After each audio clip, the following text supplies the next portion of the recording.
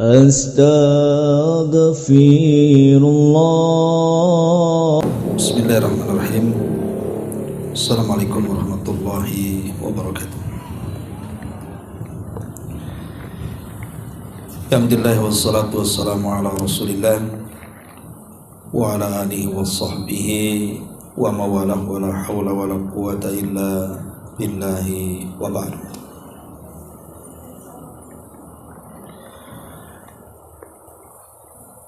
Terlanjutkan kajian kita masih membahas kitab Bulughul Maram dan kita masuk pada bab salat al-khusuf. Kemarin kita baru memulai dengan muqaddimah daripada salat khusuf dan sekarang kita masuk pada fikihnya tentang kaifiyah tata cara salat khusuf. Kita mulai dari hadis pertama.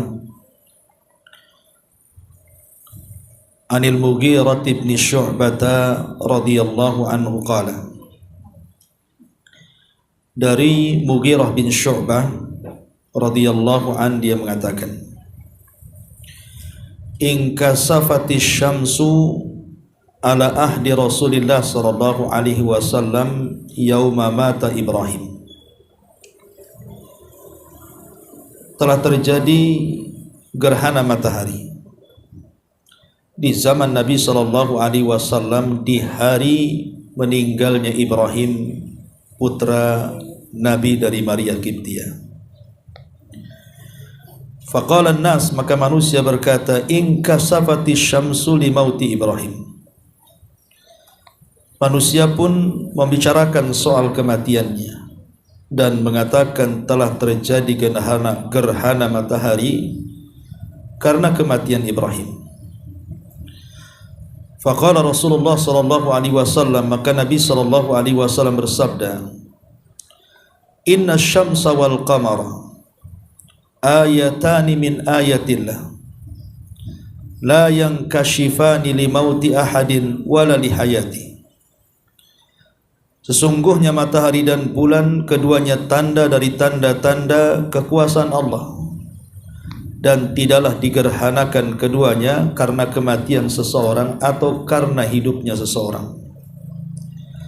Fa idza ra'aitumuhuma fad'ullaha wa sallu hatta tankashifa. Kalau kalian melihat gerhana keduanya, berdoalah kepada Allah dan salatlah sampai gerhana selesai. Dalam riwayat Bukhari, hatta yanjali, sampai terang. Walil Bukhari min hadits Abi Bakrah, dan dalam riwayat Bukhari dari hadis Abi Bakrah, fasallu, maka salatlah, wad'u, dan berdoalah, hatta yukshaf ma bikum, sampai tersingkap apa yang ada pada kalian. Hadis Mughirah bin Syu'bah radhiyallahu an ini menjelaskan kepada kita tentang tanda-tanda kuasa Allah subhanahu wa ta'ala, bahwa gerhana matahari ataupun bulan adalah tanda dari tanda-tanda kuasa Allah. Karena di zaman jahiliyah mereka selalu mengait-ngaitkan kejadian peristiwa yang ada di bumi itu dengan peristiwa-peristiwa yang ada di langit. Jadi kalau ada peristiwa di bumi selalu dikaitkan dengan peristiwa yang ada di langit. Makanya Nabi SAW meluruskan bahwa tidak ada kaitan peristiwa yang ada di bumi dengan peristiwa yang ada di langit. Karena orang-orang jahiliyah menganggap kalau terjadi gerhana, maka mereka mengatakan ada pengaruhnya dengan kondisi di bumi. Salah satunya lahirnya seseorang atau matinya seseorang. Lah, karena kebetulan terjadinya gerhana itu bertepatan dengan meninggalnya putra beliau, Ibrahim, putra daripada Maria Qibtiyah, dan itu putra Rasul terakhir. Ketika Nabi SAW sudah mendekati ajalnya, dikaruniakan anak namanya Ibrahim dari budaknya Maria Kiptia. Dan itu putra beliau, kesayangan beliau, karena memang putra beliau sudah meninggal sebelumnya ketika masih berada di Mekah. Pertama Qasim, yang kedua Abdullah. Kalau Qasim lahir sebelum Rasul diangkat menjadi nabi. Kalau Abdullah lahir setelah beliau diangkat jadi nabi. Dua-duanya wafat di waktu bayi. Lah ketika hijrah, kemudian Nabi SAW dapat hadiah seorang budak dari Mesir, Raja Muqawqis namanya, Maria Kiptia, dan juga Sirin. Tapi Nabi SAW mengambil Maria dan memberikan Sirin kepada Hasan ibn Thabit, penyair Nabi SAW. Kemudian Rasul menggauli budaknya, akhirnya lahirlah Ibrahim, putra daripada Maria Kiptia ini. Tapi di usia setahun 8 bulan Allah Subhanahu wa taala takdirkan Ibrahim ini meninggal. Dan kita tahu bahwa di zaman Nabi SAW belum pernah terjadi gerhana. Jadi gerhana di zaman Nabi itu cuma satu kali, gerhana matahari. Kemudian gerhana matahari ini bukan gerhana separuh tapi total, sehingga kemudian menakutkan para sahabat yang ada di kota Madinah, termasuk Nabi SAW. Sehingga peristiwa itu dikait-kaitan akhirnya. Jangan-jangan kematian Ibrahim ini ada kaitan dengan gerhana matahari total, karena para sahabat masih terkait dengan khurafatnya jahiliyah. Maka Nabi SAW menjelaskan bukan, bahwa gerhana itu bukan karena kematian Ibrahim atau bukan karena lahirnya siapapun, tapi gerhana matahari itu satu tanda dari tanda-tanda kuasa Allah. Dalam riwayat yukhawwifu bihi ma ibadah, dalam rangka menakut-nakuti hamba-hambanya. Makanya Allah Subhanahu wa taala menjelaskan bahwa di antara tanda-tanda kuasa Allah itu wa min ayatihil lailu wan nahar. Dan dari tanda-tanda kuasa Allah itu ada siang ada malam. Wasyamsa wal qamar, juga ada matahari dan bulan. La tasjudu lisyamsi wala lil qamari, janganlah kalian sujud kepada bulan dan matahari. Wasjudu lillahi alladzi khalaqahunna in kuntum iyyahu ta'budun. Tapi sujudlah kepada yang menciptakan keduanya kalau betul-betul kalian beribadah kepada Allah Subhanahu wa taala. Maka gerhana matahari atau bulan itu tanda-tanda kuasa Allah saja. Untuk lebih lagi kita mentauhidkan Allah Azza wa Jalla, bahwa di sana ada zat pencipta kaun, pencipta alam semesta, dialah Allah Subhanahu wa taala. Karena tanda-tanda itu kan ada dua. Ada tanda-tanda yang disebut dengan al-kauni, ada tanda-tanda yang disebut dengan syar'i. Lah tanda-tanda kauni itu artinya peristiwa-peristiwa yang ada di alam semesta untuk menunjukkan adanya Allah Subhanahu wa taala, seperti adanya gempa, adanya tsunami, adanya gunung meletus, adanya banjir, atau peristiwa-peristiwa besar lainnya. Termasuk juga adanya gerhana untuk menunjukkan bahwa di sana ada Tuhan yang menciptakan segalanya. Adapun ayat syar'i itulah Al-Quran yang kita baca, kemudian hadis-hadis Nabi SAW yang sahih. Nah, dua-duanya adalah tanda-tanda kuasa Allah Subhanahu wa taala. Makanya di sini Nabi SAW dengan tegas mengatakan inna syamsa wal qamara ayatani min ayatillah. Sesungguhnya matahari dan bulan keduanya tanda dari tanda-tanda kuasa Allah, la yang kashifani, tidaklah keduanya digerhanakan, limauti ahadin wala lihayati, karena kematian seseorang ataupun karena hidupnya seseorang.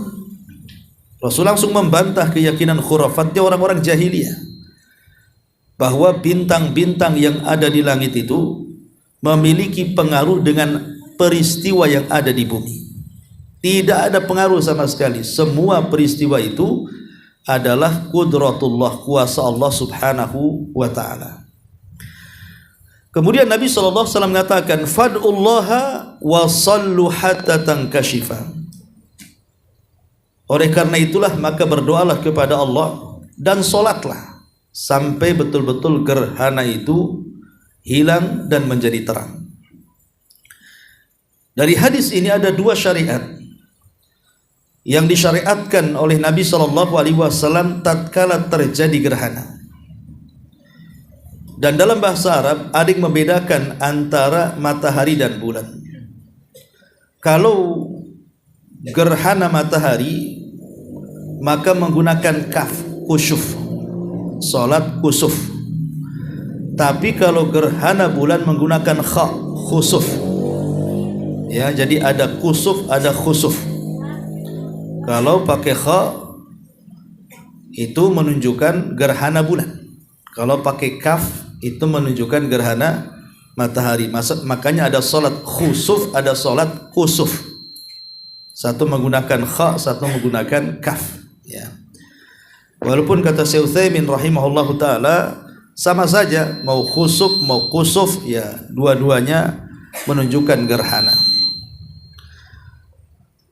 Jadi di sini Nabi SAW mensyariatkan dua perkara. Pertama, fad'ullah, banyak-banyaklah berdoa kepada Allah.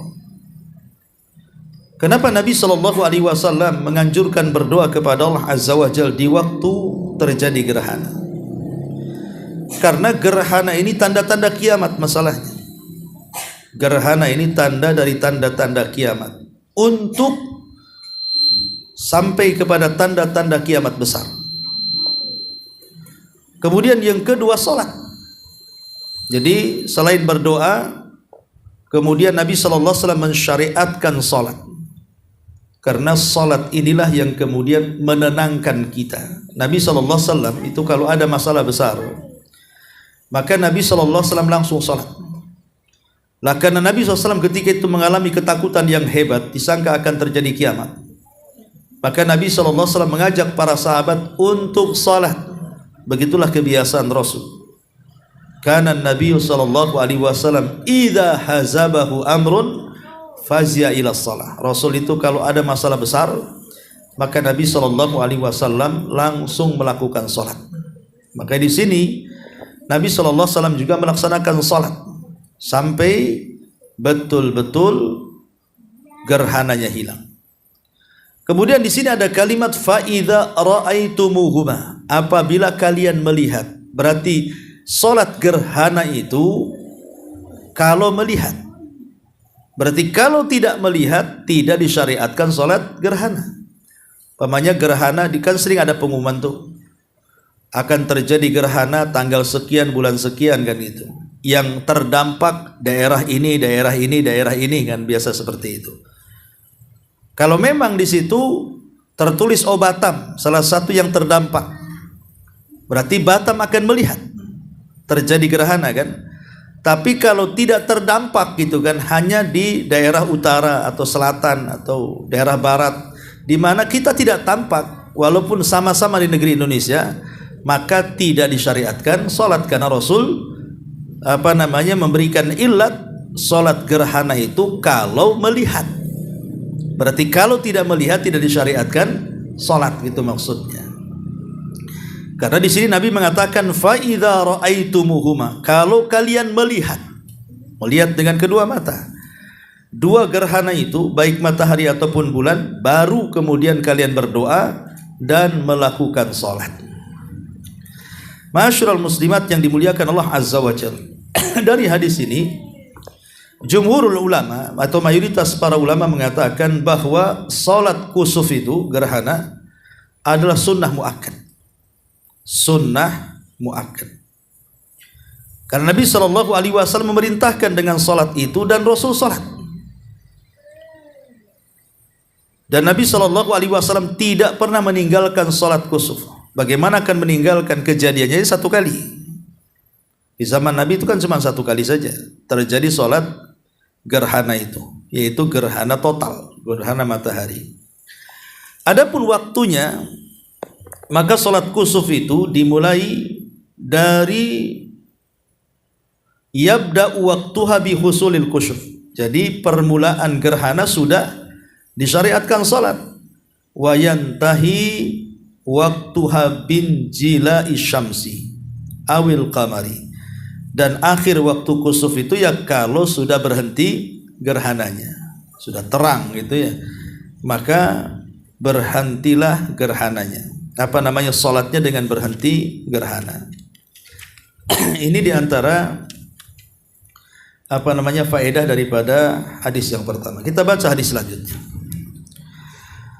An Aisyah radhiyallahu anha anna Nabiy sallallahu alaihi wasallam jahara fi salatil kusuf bi qiraatihi fa shalla arba'a raka'atin fi rak'ataini wa arba'a sajadatin muttafaqun alaihi wa hadha lafdhu Muslim wa fi riwayatin lahu fa ba'atha munadiyan yunadi as-salatu jami'atun as-salata jami'atan. Dari Aisyah ummul mukminin radhiyallahu anha, Nabi SAW mengeraskan bacaan dalam salat gerhana. Beliau salat 4 ruku di 2 rakaat dan juga 4 sujud di 2 rakaat.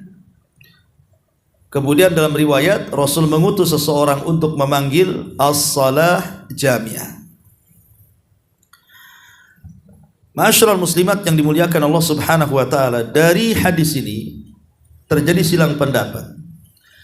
Apakah salat gerhana itu dikeraskan bacaannya, ataukah salat gerhana itu disirkan bacaannya? Sepakat para ulama, kalau gerhana bulan maka tidak ada khilaf ulama bahwa salat gerhana bulan itu dijaharkan. Jadi salat gerhana itu maksudnya gerhana bulan, tidak ada khilaf ulama bahwa salat gerhana bulan dikeraskan bacaannya. Kenapa? Karena salat gerhana bulan itu salat yang terjadi di malam hari. Dan salat di malam hari itu disunahkan dikeraskan. Maghrib, isya, subuh itu kan dikeraskan. Asal salat malam itu dikeraskan. Makanya tidak ada khilaf salat gerhana bulan itu dikeraskan. Yang jadi khilaf itu adalah gerhana matahari. Karena asal salat siang itu tidak dikeraskan. Sementara matahari itu kan asalnya di siang hari. Sebagian para ulama mengatakan bahwa salat gerhana matahari itu tidak dikeraskan. Di antara yang berpendapat seperti ini Imam Syafi'i, Imam Malik dan Abu Hanifah. Jadi Imam Syafi'i, Imam Malik dan Abu Hanifah, artinya ini pendapat jumhur, mayoritas ulama mengatakan bahwa salat gerhana matahari yang terjadi di siang hari maka tidak disunahkan dikeraskan. Kembali kepada hukum salat di siang hari, zuhur, asar kan tidak dikeraskan. Makanya menurut 3 imam ini, Syafi'i, Malik dan Abu Hanifah, kalau terjadi gerhana matahari maka disirkan bacaannya. Tetapi pendapat Imam Ahmad, dan ini pendapat yang kuat wallahu alam, dan yang dipilih oleh Syekhul Islam Ibn Taimiyah, muridnya Imam Abdul Qayyim, kemudian Daud Al-Zahiri dan yang lainnya, mengatakan bahwa baik malam gerhana bulan ataupun siang gerhana matahari maka disunnahkan untuk dikeraskan. Sebagian para ulama dalil ya dengan salat Id, dengan salat istisqa, kan keduanya dikeraskan. Maka begitu juga salat kusuf atau salat gerhana juga dikeraskan. Ini menurut pendapat Imam Ahmad dan yang dipilih oleh Syekhul Islam Ibn Taimiyah dan juga Imam Ibnul Qayyim rahimahullahu taala. Kenapa demikian? Karena Nabi SAW salat kusuf itu 1 kali, salat gerhana matahari, dan Rasul SAW mengeraskan bacaannya. Dari sini menunjukkan bahwa salat kusuf itu tetap dikeraskan bacaannya, baik terjadi gerhana bulan ataupun terjadi gerhana matahari. Wallahu a'lam. Ma'asyiral muslimat yang dimuliakan Allah Azza wa Jalla. Kemudian juga di sini ada kalimat bahwa Nabi mengutus seorang penyeru untuk menyerukan as-salat al-jami'ah. Berarti disunahkan apabila terjadi gerhana baik matahari atau bulan maka seseorang langsung mengambil mic kemudian memanggil manusia dengan kata-kata as-salah jami'ah, bukan azan. Ya, jadi sebagai pengganti azan, maka panggilan kepada manusia supaya datang ke masjid dengan panggilan as-salat al-jami'ah. Al-Imam Ibnu Qudamah menyebutkan di sini, wa yusannu an yunadalah, disunnahkan untuk memanggil pada salat gerhana itu as-salatu jami'atun, as-salatu jami'ah, bahwa salat akan ditegakkan.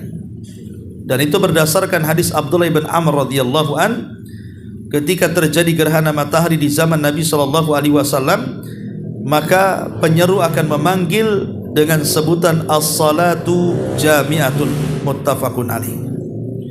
Kemudian kata beliau, la yusannu laha adzan, tidak disunahkan adzan, wala iqamatun, dan tidak disunahkan qomat, lianna Nabi sallallahu alaihi wasallam sallaha bi ghairi adzanin wala iqamatin. Kata Imam Ibnu Qudamah, karena Rasul ketika salat gerhana itu tidak ada yang mendahului salat dengan adzan ataupun dengan iqamat. Wali annaha min ghairi salawatil khamsi, dan juga salat gerhana bukan salat 5 waktu. Fa asbahat sairan nawafil, maka sebagaimana salat-salat sunnah tidak dimulai dengan azan, maka begitu juga salat gerhana tidak dimulai dengan azan. Ini perkataan Al-Imam Ibnu Qudamah rahimahullahu taala. Intinya bahwa dalam hadis ini ada dua permasalahan. Pertama, bahwa disunahkan dikeraskan walaupun itu salat gerhana matahari.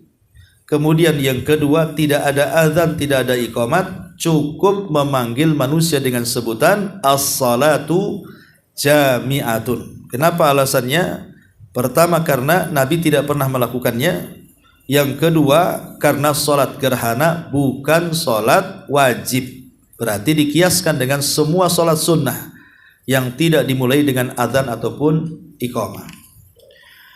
Kemudian hadis berikutnya, an Ibni Abbasin radhiyallahu anhuma qala, dari Abdullah ibn Abbas radhiyallahu anhuma dia mengatakan, in khasafati syamsu ala ahdi Rasulillah sallallahu alaihi wasallam, pernah terjadi gerhana matahari di zaman Nabi sallallahu alaihi wasallam, fa shalla, maka Rasul pun salat.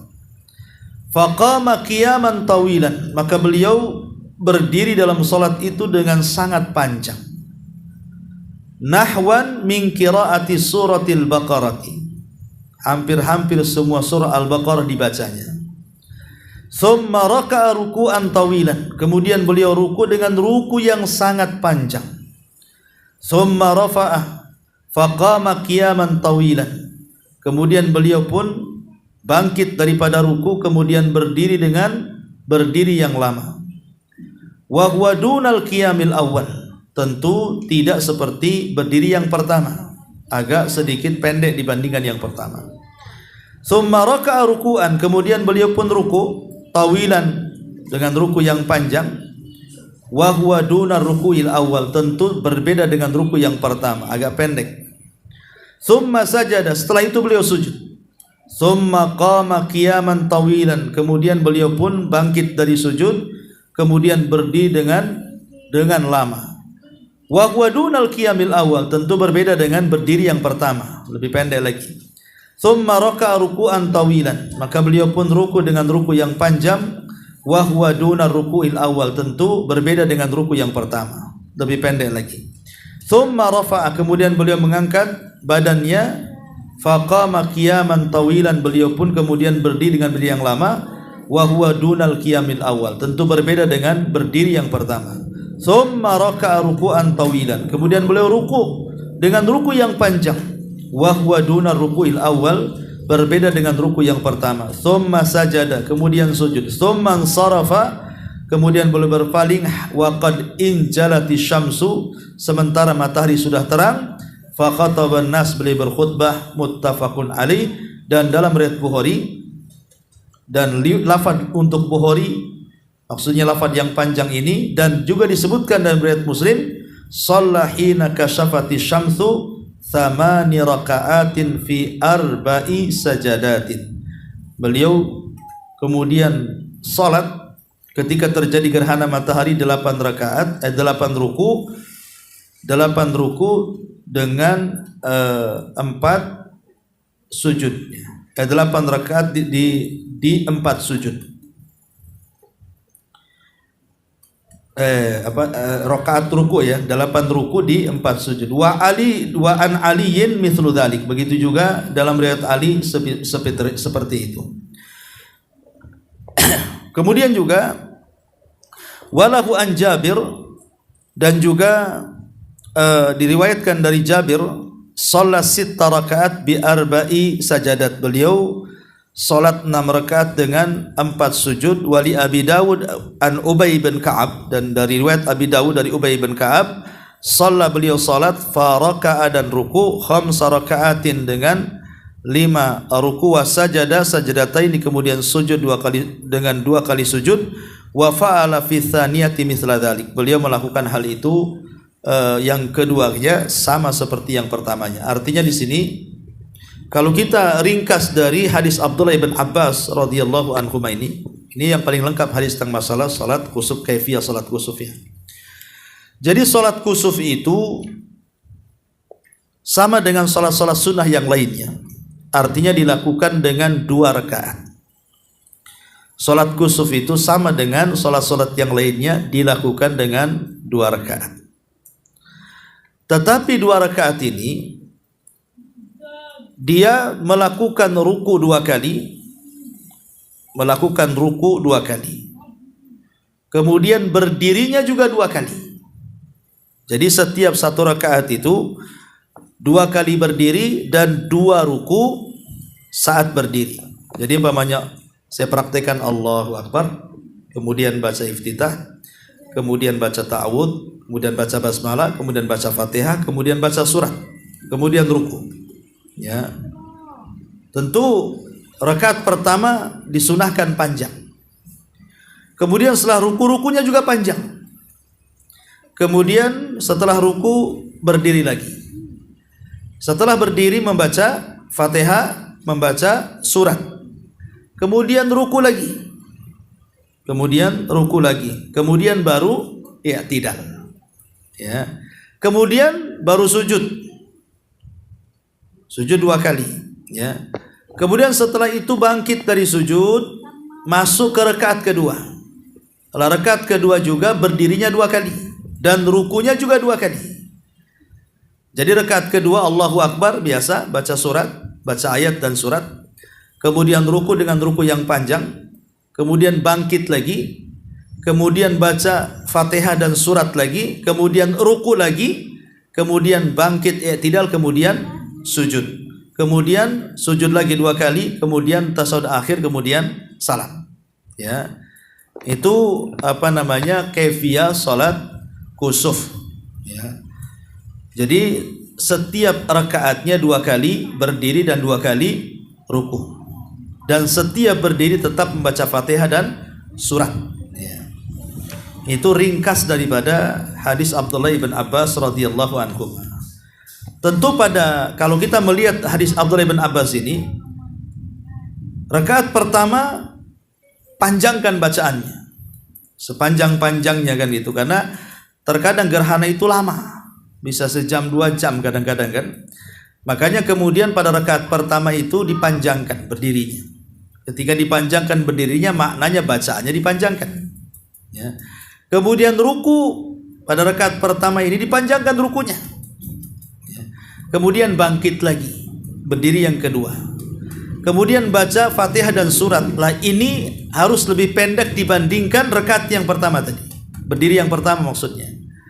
Kemudian ruku lagi lebih pendek dibandingkan ruku yang pertama. Kemudian baru sujud. Kemudian masuk pada rakaat yang kedua, berdiri di rakaat yang kedua itu maka harus lebih pendek dibandingkan rakaat yang pertama. Jadi suratnya agak dipendekkan lagi. Kemudian ruku, kemudian bangkit lagi berdiri. Lah, berdiri yang terakhir sudah 4 kali berdiri ini harus lebih pendek lagi daripada berdiri yang pertama, dan rukunya juga lebih pendek lagi. Baru kemudian sujud, kemudian tasyahud, kemudian salam. Itu ringkas daripada hadis Abdullah ibn Abbas radhiyallahu anhu. Wallahu a'lam. Ma'asyiral muslimat yang dimuliakan Allah Azza wa Jalla, terjadi silang pendapat di antara ulama berapa kali sebenarnya ruku dalam salat kusuf itu. Yang pertama, ada yang mengatakan ruku'ani fi kulli raka'atin. 2 ruku pada setiap rakaat. Dan ini adalah pendapat Syafi'i, pendapat Malik, pendapat Ahmad, dan inilah pendapat jumhur mayoritas para ulama berdasarkan hadis yang warid dari Nabi SAW yang membicarakan salat kusuf. Dan inilah pendapat Syekhul Islam Ibn Taimiyah, Imam Ibnul Qayyim, Imam San'ani, Imam Syaukani, dan banyak para ulama yang berfatwa dengan pendapat yang pertama ini. Ini yang pertama. Yang kedua, boleh yajuju ruku'ani wa thalatha, boleh dilakukan dengan 2 ruku atau 3 ruku. Boleh dilakukan 2 atau 3 kali ruku. Kemudian boleh juga wa arba'atu fi kulli rak'atin, ataupun boleh juga 4 ruku. Amalan bil ahadits waridah fi dzalik, sebagai pengamalan dalam hadis yang warid tentang masalah salat kusuf. Jadi kalau 3 ruku berarti 3 kali berdiri. Kalau 4 ruku juga 4 kali berdiri dalam 1 rakaat itu. Ya, jadi umpamanya Allahu Akbar, baca iftitah, ta'awudz, basmalah, Fatihah, surat, ruku. Kemudian berdiri lagi. Kemudian baca Fatihah, kemudian surat, kemudian ruku. Berdiri lagi. Baca Fatihah, kemudian surat, kemudian ruku, berdiri lagi. Kemudian baru sujud. Ini kalau 3 ruku, ya. Kalau 4 ruku ya sama, tinggal nambah saja. Setelah ruku yang ketiga berdiri lagi, baca Fatihah, baca surat, kemudian ruku, kemudian berdiri lagi. Jadi ada 2 kaifiyah yang disebutkan oleh di sini para ulama. Bisa rukunya 3, bisa rukunya 4, atau rukunya 2 saja. Kemudian juga yang ketiga, yusalli rak'ataini kama yusallil jum'ata wa subha, atau salat gerhana itu sama dengan salat Jumat ataupun salat subuh. Maksudnya tidak banyak melakukan ruku. Ya bagaimana ibu salat subuh, seperti itulah salat gerhana. Ataupun bagaimana bapak-bapak salat Jumat, seperti itulah salat gerhana. Ya layaknya salat sunnah biasa. Ya, ini juga ada yang berpendapat seperti itu, dan ini adalah pendapat Imam Nawawi, pendapat Sufyan Ats-Tsauri, dan pendapat Abu Hanifah. Ya, berdasarkan bahwa salat kusuf sama dengan salat-salat sunnah yang lainnya, sehingga kaifiyahnya juga sama dengan salat-salat yang lainnya. Berarti di sini ada 3 pendapat tentang masalah salat kusuf. Pendapat yang pertama, ruku 2 kali. Pendapat yang kedua, boleh ruku 2 kali, 3 kali, atau 4 kali. Pendapat yang ketiga, 1 kali saja, sama dengan salat-salat yang lainnya. Dan itu pendapat Imam An-Nawawi, Tsauri, dan Abu Hanifah. Tetapi wallahu alam, pendapat yang kuat dari 3 pendapat ini adalah pendapat yang pertama, karena itu yang paling banyak riwayat tentang salat kusuf, di mana salat kusuf itu pada setiap rakaatnya 2 kali ruku dan 2 kali berdiri. Begitu juga rakaat yang kedua 2 kali ruku dan 2 kali berdiri. Itu yang paling banyak riwayatnya, sehingga wallahu alam inilah yang paling sahih dari 3 pendapat para ulama ini. Ma'asyiral muslimat yang dimuliakan Allah Subhanahu wa taala, apakah salat gerhana ini harus jamaah? Harus berjamaah ke masjid, baik laki-laki atau perempuan. Maka jumhur ulama mengatakan bahwa hukum salat jamaah dalam salat gerhana ini adalah sunnah mustahab. Karena ini bicara soal perbuatan Nabi, dan perbuatan Nabi itu dibawa kepada sunnah, tidak wajib. Dan ini adalah pendapat mayoritas ulama. Jadi mayoritas ulama mengatakan salat kusuf berjamaah itu sunnah, artinya ibu bisa salat sendiri di rumah. Ya. Tetapi pendapat Imam Malik, Abu Hanifah, dia mengatakan tidak sah salat kusuf itu kecuali dengan berjamaah. Jadi tidak sah, ya. La yusalla fihi la yusalli fihi terbalik ya. Pendapat Imam Malik dan Abu Hanifah justru tidak ada salat kusuf berjamaah. Kok saya salah baca. Jadi salat kusuf itu dilakukan sendiri-sendiri di rumah. Itu menurut pendapat Imam Malik dan Abu Hanifah. Tetapi ada juga pendapat yang lain seperti pendapat Abu Yusuf dan Muhammad ibn Hasan mengatakan bahwa justru jamaah itu syarat sahnya salat kusuf. Berarti di sini ada 3 pendapat ya. Pendapat yang pertama, pendapat mayoritas ulama.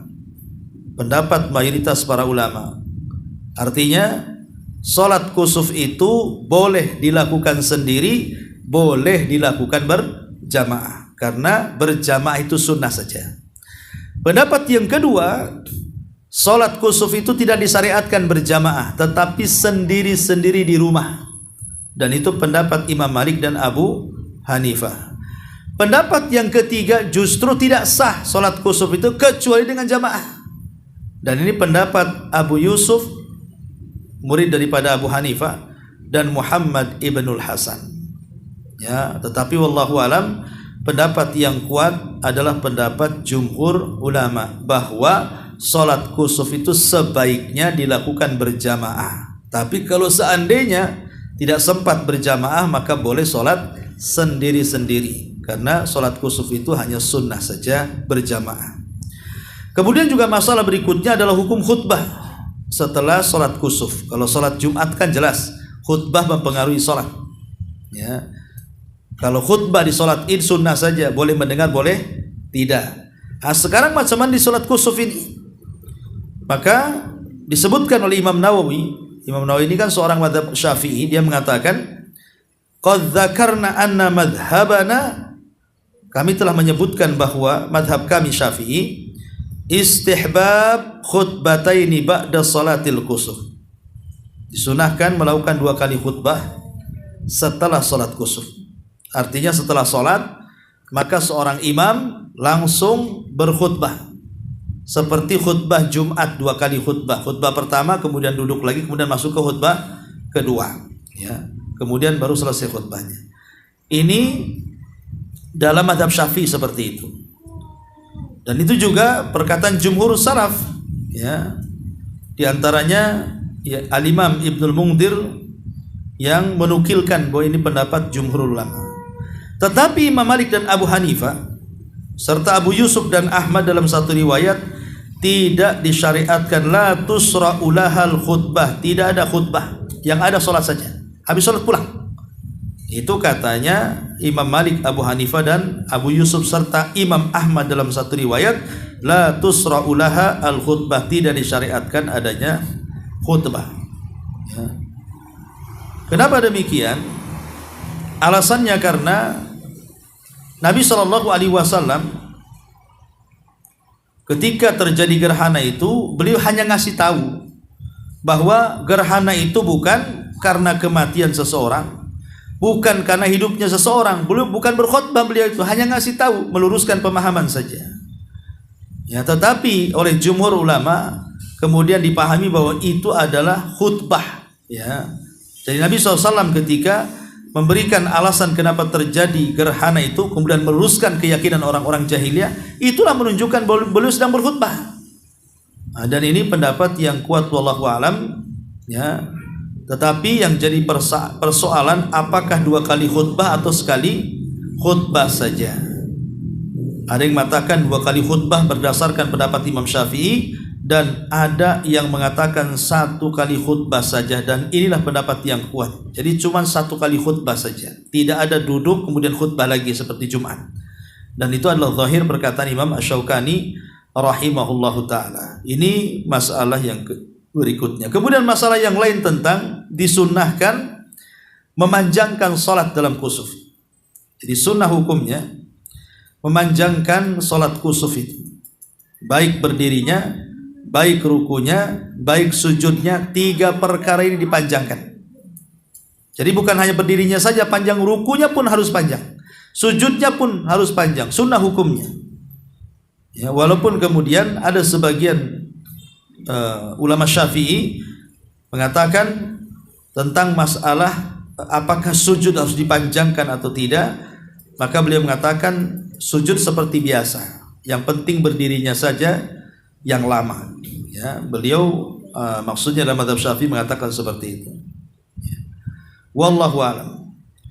Intinya bahwa kalau kita melihat hadis-hadis Nabi Shallallahu Alaihi Wasallam, maka beliau memanjangkan berdiri, memanjangkan ruku dan memanjangkan sujud sampai betul-betul gerhananya selesai. Baik, ma'asyiral muslimat yang dimuliakan Allah Subhanahu wa taala. Kemudian juga tentang hukum rakaat berdiri yang kedua kali. Kan berdiri yang pertama jelas tuh, baca Fatihah, kemudian surat, kemudian ruku, kemudian berdiri lagi kan? Ya. Jadi hukum berdiri yang kedua dan membaca Fatihah serta ruku yang kedua pada setiap rakaat. Jadi Imam Syaukani rahimahullahu taala dalam kitabnya Al-Autar dia mengatakan, wala budda minal qiraati bil Fatihati fi kulli rakaatin.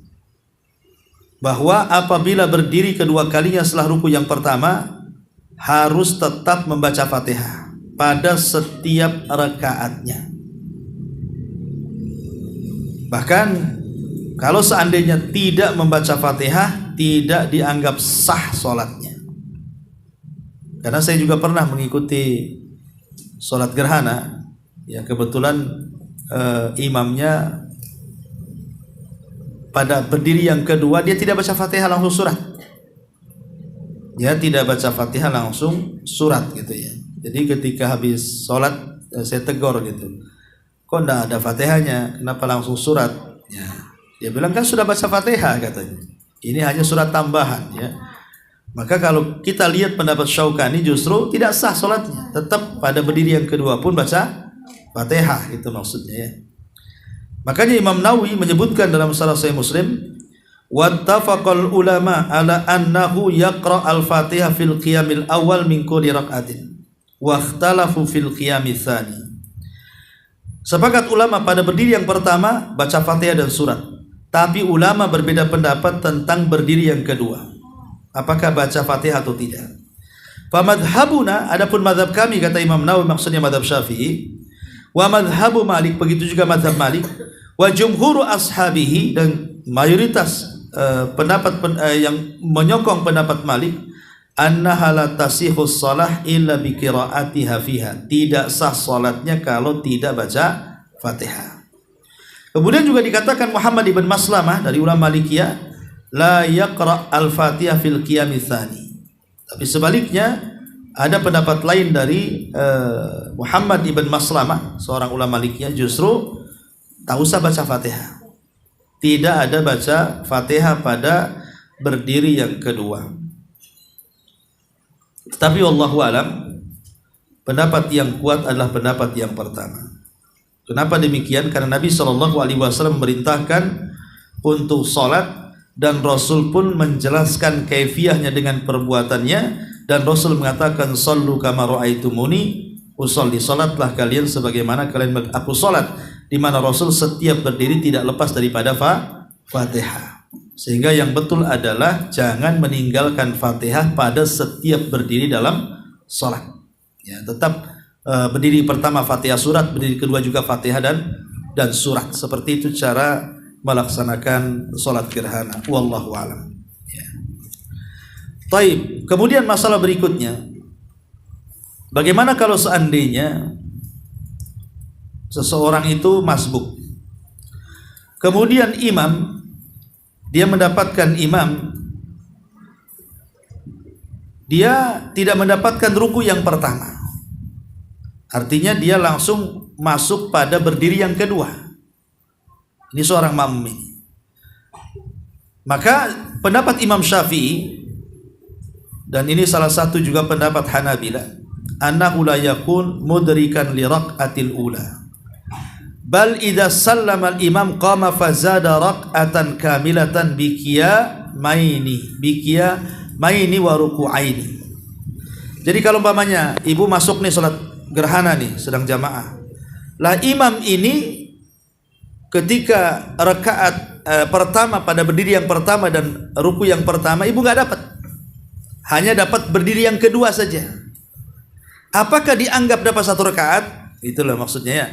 Maka pendapat Imam Syafi'i dan pendapat Hanabilah tidak dianggap 1 rakaat. Berarti ibu harus menambah 1 rakaat dengan 2 kali berdiri dan 2 kali ruku. Ini pendapat yang pertama. Pendapat yang kedua, pendapat jamaah dari kalangan Hanabilah, bahwa dia tetap mendapatkan 1 rakaat walaupun dia mendapatkan berdiri yang kedua dalam rakaat pertama. Tapi pendapat yang kuat wallahu alam adalah pendapat yang pertama, dia tidak mendapatkan 1 rakaat, harus nambah. Ya, dan ini pendapat yang difatwakan oleh Syekh bin Baz, Syekh Ibnu Utsaimin rahimahumallahu al-jami. Jadi ibu harus menambah 1 rakaat dengan 2 berdiri dan 2 ruku. Ini kalau posisinya ibu masmum. Ya. Masyaallah muslimat yang dimuliakan Allah Azza wa Jalla. Bagaimana salat kusuf itu kalau terjadi di waktu larangan salat? Kan ada 3 waktu larangan salat: setelah subuh, ketika matahari berada di kepala, ketika habis salat asar sampai maghrib. Itu kan larangan salat tuh. Tak boleh salat di situ. Lah, dalam mazhab Hanafi dan juga Maliki serta Ahmad dalam satu riwayat tidak boleh salat gerhana di waktu-waktu larangan. Tetapi mazhab Syafi'i dan Ahmad dalam satu riwayat, dan ini juga yang dipilih oleh Syekhul Islam Ibnu Taimiyah, maka dibolehkan salat gerhana di waktu-waktu larangan. Kenapa? Karena salat gerhana salah satu salat yang dzatul asbab, ada penyebabnya. Dan penyebabnya adanya gerhana. Makanya tidak ada larangan salat gerhana di waktu-waktu yang dilarang. Ya, ini di antara masalah-masalah seputar salat gerhana. Wallahu alam, kira sampai sini dulu. Inilah tata cara gerhana menurut beberapa riwayat dari hadis Nabi sallallahu alaihi wasallam. Taib, sampai di sini. Kita buka tanya jawab, silakan.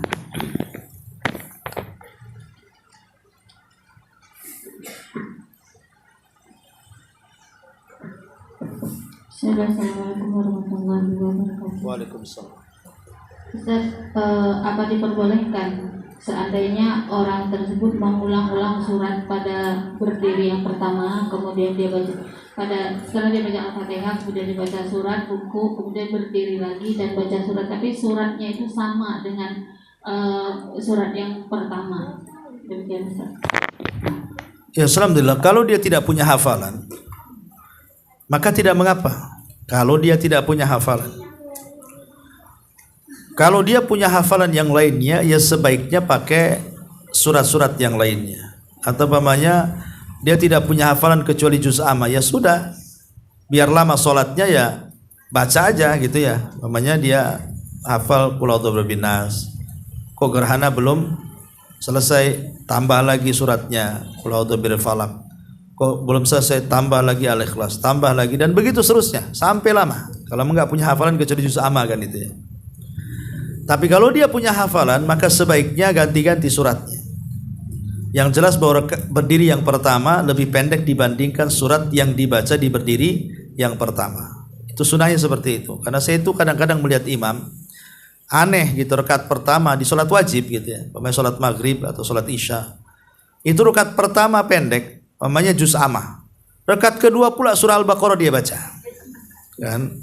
Itu terbalik ya. Justru yang panjang itu di rakaat yang pertama, rakaat yang kedua itu agak pendek daripada rakaat yang pertama. Memang begitu cara sholat. Itu sunahnya seperti itu.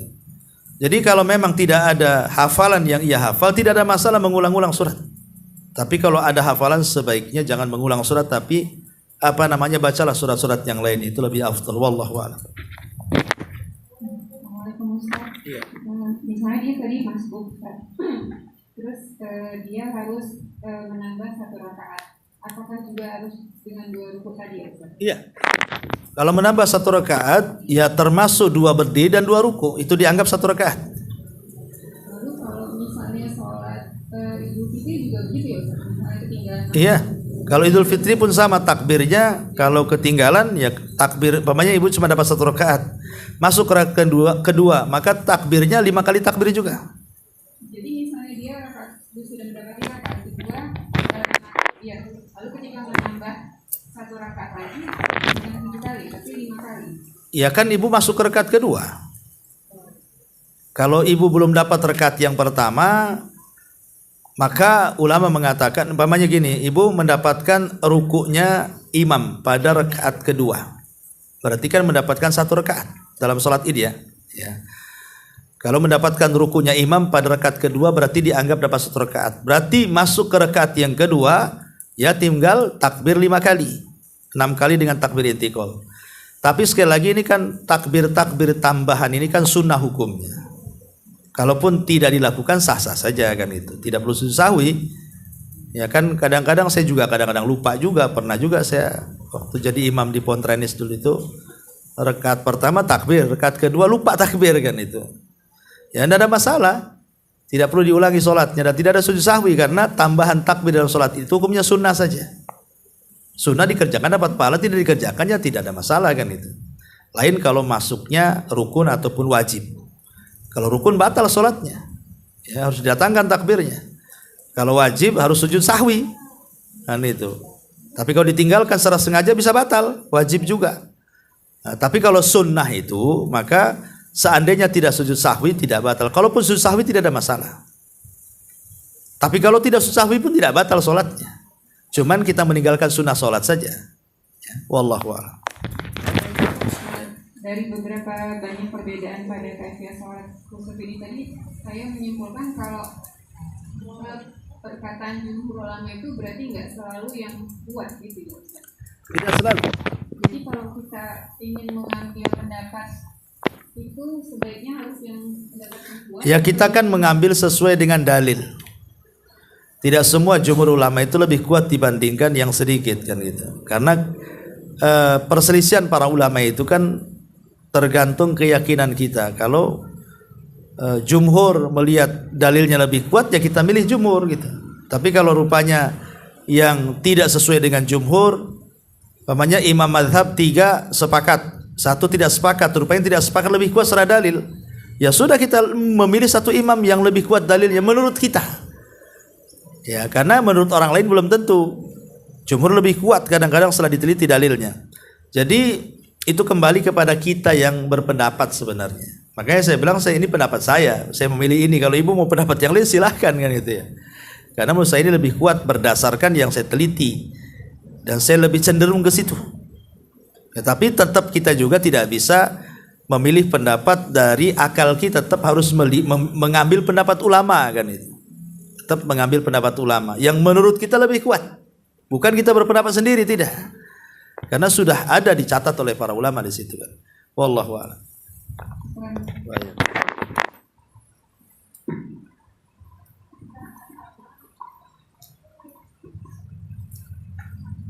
Ustaz lanjut dengan pertanyaan. Oke. Oh iya ini ada hadiah. Baik, pertanyaan yang pertama.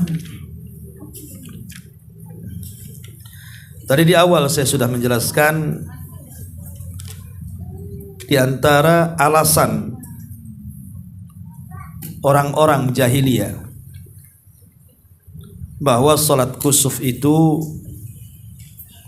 adalah pengaruh langit kepada bumi, pengaruh bintang-bintang terhadap bumi. Maka Nabi SAW membantah bahwa itu bukan pengaruh bintang-bintang terhadap bumi. Ya. Apa bantahan Nabi kepada keyakinan orang jahiliyah ini? Bahwa bintang, bulan, matahari itu tidak mempengaruhi kepada peristiwa yang ada di bumi. Apa bantahannya Nabi kepada mereka? Pakai mic ya Bu.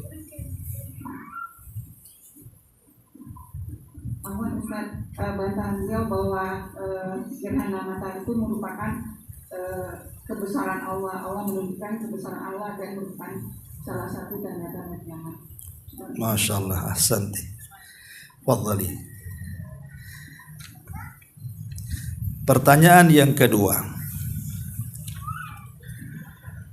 Tadi dijelaskan bahwa salat kusuf itu tidak ada adzan dan qomat. Tetapi ada pengganti adzan dan qomat. Apa yang harus diteriakkan? Karena tidak ada adzan qomat, lalu bagaimana cara manggilnya? Ya. As-salatu As-salatu jami'atun. Ahsan. Masyaallah. Fadhali. Ya. Paling enak jawabannya itu. Ya. Taib. Coba gambarkan salat kusuf. Gambarkan salat kusuf yang tadi sudah saya jelaskan. Dari hadis Abdullah ibn Abbas radhiyallahu anhuma. Seperti apa gambaran salat khusuf secara global?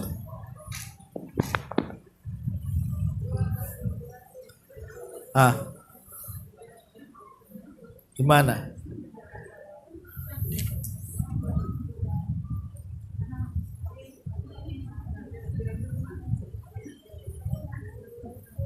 Salat 2 rakaat. Oke. Rukunya 2 kali, berdirinya 2 kali. Berdiri dulu mungkin ya sebelum ruku ya. Iya. Salat 2 rakaat, setiap rakaat 2 kali. 2 kali ruku. 2 kali berdiri dulu mungkin ya. Berdiri dulu baru ruku ya. Oke. 2 kali berdiri, 2 kali ruku. Kemudian sujud 2 kali. Kemudian berdiri lagi ke rakaat kedua.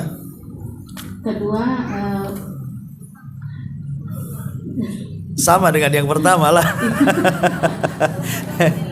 Iya, 2 kali berdiri lagi, 2 kali ruku lagi. Setiap berdiri baca Fatihah dan surat. Gak apa-apa lah, dapat hadiah juga. Ya, silahkan. Baik. Ini yang bisa saya sampaikan, mudah-mudahan ada manfaatnya. Subhanaka wa bihamdika, asyhadu an la ilaha illa anta, astaghfiruka wa atubu ilaik. Allahu ta'ala. Assalamualaikum warahmatullahi wabarakatuh.